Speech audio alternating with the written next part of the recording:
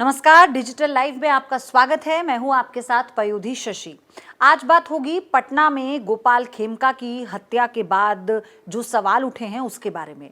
लेकिन पहले इस घटना के बारे में थोड़ा सा आप जान लीजिए। दरअसल 4 तारीख को रात 11:40 पर गोपाल खेमका की हत्या उनके घर के बाहर कर दी गई, और वो भी उस वक्त जिस वक्त वो अपने घर में घर पहुंच रहे थे। अपने घर के मेन गेट पर जब उनका गार्ड दरवाज़ा खोलने के लिए उठता है, वो अपने गार्ड को गाड़ी से इशारा करते हैं। इतने में ही बाइक सवार जो आरोपी है, जो बदमाश है, वो उनका इंतजार कर रहा था। वो उनके नज़दीक आता है, उनके मिरर पर नॉक करता है, और जैसे ही गोपाल खेमका अपना गाड़ी का जो शीशा है उसे नीचे करते हैं, सामने से उन्हें गोली मारी जाती है, सर में उन्हें गोली मारी जाती है। जिसके बाद उन्हें आनन फानन में अस्पताल ले जाया जाता है, जहां उन्हें डॉक्टर मृत घोषित कर देते हैं। एक सीसीटीवी सामने आया है इस पूरी घटना का, और उसमें साफ तौर पर देखा गया, आप देख रहे होंगे ये सीसीटीवी, जिसमें महज 2 मिनट लगे हैं, 2 से 3 मिनट लगते हैं। जब आरोपी जाता है, उनकी जो विंडो है उस पर नॉक कर कर उनसे कुछ बात करने की कोशिश करता है, तो गोपाल खेमका को लगता है कि शायद वो उनसे कुछ कहना चाहता है, उसे कुछ काम है। और जैसे ही वो अपने गाड़ी का जो विंडो मिरर है उसे नीचे करते हैं, वो उन्हें शूट कर देता है, जिससे उनकी मौत हो जाती है। अब इस मामले में अभी तक जांच में क्या पता चला है? सीसीटीवी सामने आया जिसमें आरोपी भागता हुआ दिखाई दिया, तो अब उसमें ये तलाश किया जा रहा है कि ये कौन है, कहां से आया था। बाइक का नंबर अगर दिख जाता है तो ये भी जांच का विषय है। इसमें एसआईटी का गठन कर दिया गया है। अब एसआईटी इस पूरे मामले की जांच को आगे बढ़ा रही है। जब ये घटना घटी उसके बाद फॉरेंसिक की जो टीम है वो भी घटनास्थल पर पहुंची थी, ताकि तमाम जो सबूत हैं उन्हें जुटाया जा सके। ये घटना क्यों महत्वपूर्ण है और क्यों ये कहा जा रहा है कि बिहार के आने वाले चुनाव में क्या एक बार फिर से क्राइम यानी अपराध का जो मुद्दा है वो सबकी जुबान पर रहने वाला है? क्योंकि इस घटना के बाद से कई सवाल खड़े होते हैं। एक तो पप्पू यादव ने इस घटना को लेकर सवाल खड़े किए। उन्होंने कानून व्यवस्था, पुलिस प्रशासन पर उन्होंने सवाल खड़े किए। उन्होंने कहा कि ये कितनी हल्की बात हो गई है अपराधियों के लिए, कोई भी बीच में आता है किसी को भी गोली मारकर चला जाता है। इसी को लेकर जो तेजस्वी यादव हैं उन्होंने भी इस पर अपनी कड़ी प्रतिक्रिया दी है। इसी के साथ जो बीजेपी है, उस बीजेपी की तरफ से, पार्टी नेताओं की तरफ से पार्टी फोरम पर भी संवेदनाएं व्यक्त की गई हैं।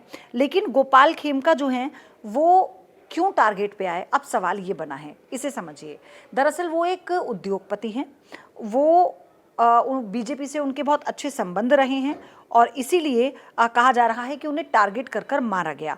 वो पेशे से व्यवसायी हैं, मेघद अस्पताल के मालिक हैं, और उनकी जो सामाजिक हैसियत है वो बैंकीपुर क्लब के निदेशक हैं, और बीजेपी से जुड़े एक प्रमुख कारोबारी भी हैं। और पटना के व्यापारी वर्ग और बीजेपी सर्कल में उनकी अच्छी पकड़ है, यानी व्यापारी वर्ग में उनकी अच्छी पकड़ है। लेकिन क्यों कहा जा रहा है कि ये एक सोची समझी साजिश के तहत किया गया है, और ये कोई पुराना मामला यानी पुरानी रंजिश भी हो सकती है? क्योंकि गोपाल खेमका के बेटे का कत्ल भी ठीक इसी तरह से पब्लिक के बीच में किया गया था। उनका जो कत्ल है वो 2018 में किया गया था, हाजीपुर में, यानी पटना से बहुत पास में। उनके बेटे का नाम गुंजन है, जिसका मर्डर हुआ था, और आरोपी अभिषेक वर्मा, जिसे बाद में गोली मार दी गई थी, उसका भी मर्डर हो गया था। वो कहीं ट्रैफिक में फंसा हुआ था, जिस दौरान उसे गोली मारी गई।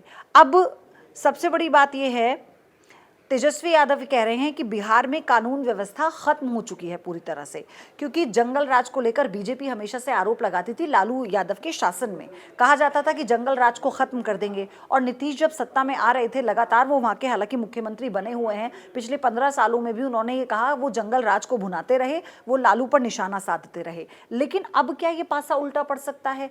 क्या ऐसा हो सकता है वो तेजस्वी यादव जो बिहार का युवा चेहरा है, वो पप्पू यादव जो अपनी बयानबाजी से हमेशा सुर्खियों में रहते हैं, उनका अपना भी एक कैडर है, और जब विधानसभा चुनाव की बात करते हैं तो उनका अपना एक बड़ा दमखम है जो वहां पर कई सीटों पर नजर आता है। तो क्या ऐसा हो सकता है कि इस बार के चुनाव में जो अपराध है वो एक बड़ा मुद्दा होने वाला है? ये इसलिए भी है क्योंकि इससे पहले भी जो एक हत्या का मामला सामने आया था, जिसको तेजस्वी यादव ने बड़े एग्रेसिवली उन्होंने कहा था कि कैसे आप देखिए निर्दोषों की हत्या होती है, कोई सरेआम आता है, कोई बाइक पर होता है तो उसे गाड़ी कुचल जाती है, और कभी किसी को ट्रक से टक्कर हो जाती है। तो ये आपको समझना होगा कि ये सारे आपराधिक मामले हैं, तेजस्वी यादव ने कहा था। अब तेजस्वी यादव क्या इस मुद्दे को भुना पाएंगे? क्या वो एग्रेशन, क्योंकि 2020 के बिहार के विधानसभा चुनाव में तेजस्वी यादव ने बीजेपी को नेक टू नेक फाइट दी थी, उन्होंने अपने मुद्दों को जन जन तक पहुंचाया था, और वो महिला वोटर जो नीतीश कुमार की खासतौर पर एक मजबूत वोटर मानी जाती हैं, आधी आबादी की मैं बात कर रही हूं, तो क्या उनका डाइवर्सिफिकेशन भी हुआ, वो डाइवर्ट हुई तेजस्वी यादव की तरफ? और क्या इस बार भी ऐसा होगा? तो देखना होगा कि इस बार बिहार चुनाव में जो मुद्दे होंगे, क्या उसमें यह मुद्दा एक महत्वपूर्ण हो सकता है? क्या इसे लेकर किसी पार्टी को फायदा हो सकता है? क्या तेजस्वी यादव बतौर विपक्षी नेता बीजेपी को घेरने में, नीतीश सरकार को घेरने में सफल रहेंगे? ये हमें देखना होगा। लेकिन उसी के साथ देखिए, इस मामले ने एक बार फिर से कानून व्यवस्था पर बिहार में सवाल तो खड़े किए हैं कि किसी तरह से दिन दहाड़े एक व्यापारी को गोली मार दी जाती है, बाइक सवार फरार हो जाता है और अभी तक उसका कोई सुराग नहीं मिलता। तो ये गुत्थी सुलझाने के लिए एसआईटी का गठन हो चुका है। अब एसआईटी इस मामले को कब तक सुलझाती है, इंतजार इस बात का है।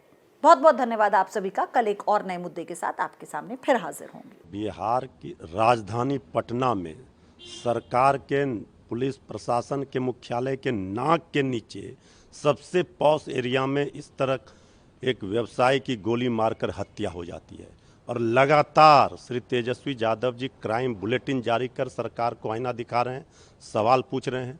ये तो गोली मार सरकार हो गया बिहार में, और आदरणीय नीतीश कुमार जी अब 1 मिनट भी मुख्यमंत्री की कुर्सी पर रहने लायक नहीं रहे।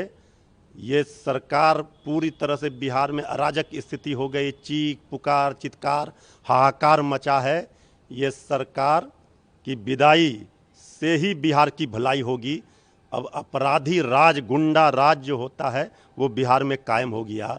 अपराधियों का मनोबल देखिए किस तरह से पॉश एरिया में, गांधी मैदान से सटे इतने बड़े भीड़ भाड़ वाले इलाके में सीधे गोली मार देते हैं। 2 घंटे के बाद पुलिस पहुंच रही है। ये क्या हाल कर दिया आदरणीय नीतीश कुमार जी। अब बिहार की जनता को नहीं चाहिए नीतीश कुमार या अपराधी गुंडा राज वाली सरकार। अब बिहार तेजस्वी सरकार के लिए है तैयार। ये कौन सा राज आदरणीय प्रधानमंत्री जी बताएं, आदरणीय नीतीश कुमार जी, इसे किस राज की संज्ञा दी जाए? इसे राक्षस राज, महाजंगल राज, अपराधी राज नहीं कहा जाएगा तो और क्या कहा जाएगा? क्या बीत रही होगी उस परिवार पे, खेमका जी के परिवार पे। कल सिवान, फिर देर रात ये घटना होती है। मतलब सरकार नाम की कोई चीज है? मैं तो अब यहां किसी से सवाल ही नहीं करूंगा। माननीय प्रधानमंत्री जी, आप विदेश दौरे से लौट के आए, माननीय गृह मंत्री जी, ये हो क्या रहा है? कोई सरकार नाम की चीज नहीं है। अगर मैं सच में कहूं तो हत्यारों ने यह सोच लिया है कि सरकार उनकी है, वो जो चाहे जब चाहे कर गुजरे। राज्य का इकबाल नहीं है, सरकार का इकबाल नहीं है। जाके बताइए उन परिवारों को हम सरकार हैं। शर्म आनी चाहिए।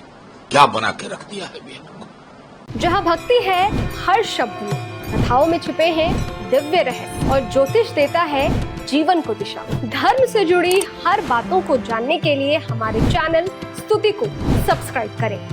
चैनल पर जाने के लिए इस लिंक पर क्लिक करें।